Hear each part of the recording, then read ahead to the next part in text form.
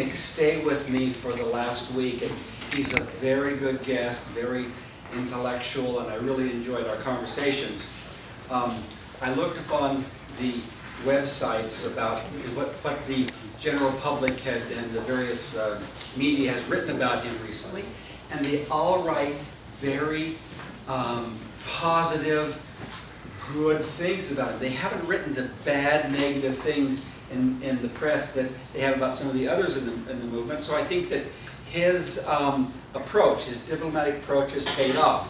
But as I was reading his summary on one of the websites, it referred to his connections with Kevin MacDonald, who's going to be speaking after me, and they said, and Kevin MacDonald is the Karl Marx of the white supremacist movement. And so I looked at,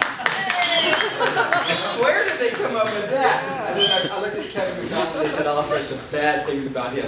So we have a diplomat here in Tom Sunik. But I looked at what they wrote about me, and I guess it was the ADL or something. He said that Johnson is an uninspiring but committed white nationalist with deep pockets. I don't have the deep pockets, but I am committed and I am uninspiring. So I won't be speaking for very long. I'll turn it over to the better speakers. But last week, I got a telephone call from Congressman Paul Broun, B-R-O-U-N.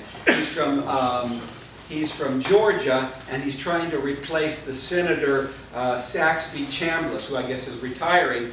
And so this Paul Broun got the name of all the contributors to the Ron Paul movement, so he called me up personally to talk to me. So he was talking about 5 or 6 minutes, and I said, well, okay, you know, there are two major factors in the Ron Paul movement. There are those of us who are white nationalists, and so I'll be happy to support you, but I want you to say some positive things about the white race and the future, and try to protect the interests of your white constituents. And realize that this Paul Broun is the one that had been in the papers over the years for claiming Obama is establishing a Marxist dictatorship, and that Obama is like Hitler, and that the Council on Islamic Relations they're always planning spies. So he's made a lot of extreme statements that he's gotten in trouble for. So all I asked him, he says, okay, you want my contribution? Just be nice to the white race. Oh, I can't do that. You wouldn't do that. And so I thought, you know, this is the state of affairs that we're in right now. That calls to mind that during the last election, we had a luncheon with Paul Johnson, who was the Libertarian candidate for president and the former governor of New Mexico. And we were talking to him, trying to get him to support white interests. He wouldn't do it. But he was coming not from a fear of the issue like Paul Broun was. He's coming because he truly, I don't think, doesn't care. But I want to contrast that with a luncheon that just a couple of days ago that Tom Sunik, Kevin MacDonald, and I had with a strong Republican conservative operative who, when he gets together speaking engagements, he'll have 3,000 people turn out when Congressman Rogan was coming out.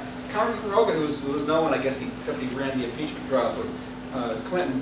He had 3,000 people turn out for that function. So the three of us were meeting with this Republican operative, and we were talking to him about politics and about immigration and the problems with the changing demographics. And he said, well, you know, if the Mexican immigrant assimilates and learns English, isn't that all?